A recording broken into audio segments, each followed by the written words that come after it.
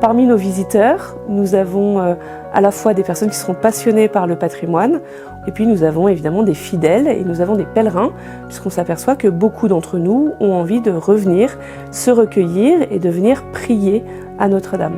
Et c'est un bel enjeu parce que quand on a 14 ou 15 millions de visiteurs qui attendent prochainement de rentrer dans la cathédrale, eh bien il faut pouvoir faire une place à chacun. Il faut que tous puissent rentrer dans cette cathédrale qui accueillera chaque personne qui le désire.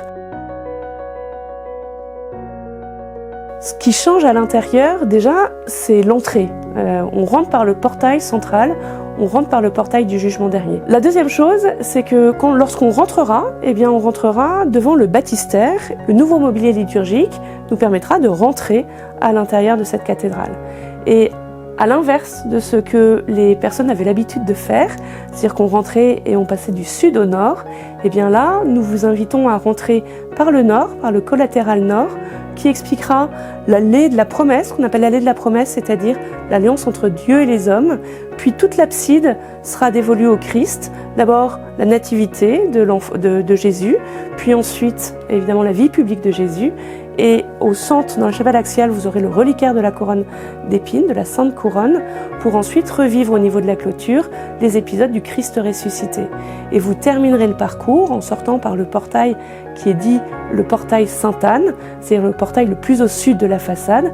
Vous parcourez en fait l'allée de la Pentecôte, c'est l'allée qui rappelle les missions de l'Église et les dons de l'Esprit. Donc c'est tout nouveau, effectivement, on vous attend pour découvrir ce nouveau parcours avec, vous le verrez, des œuvres totalement restaurées et puis des nouvelles œuvres qui viendront petit à petit alimenter, enrichir ce parcours. Pour mieux vous accueillir, en réalité, notre idée, c'est de ne pas vous accueillir derrière la porte d'entrée.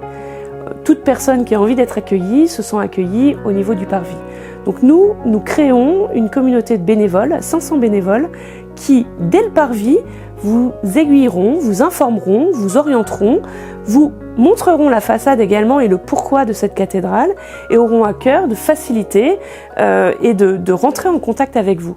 Donc si vous avez envie d'être au service de la cathédrale et de participer à cette grande mission qui est une mission d'accueil de 14-15 millions de visiteurs qui sont aussi bien des Français que des étrangers et vraiment on a envie de pouvoir échanger avec le monde, et bien dans ce cas-là, vous pouvez écrire à l'adresse suivante accueil@notre-dame-de-paris.fr et bien nous annoncer que vous avez envie de rentrer au service de la cathédrale.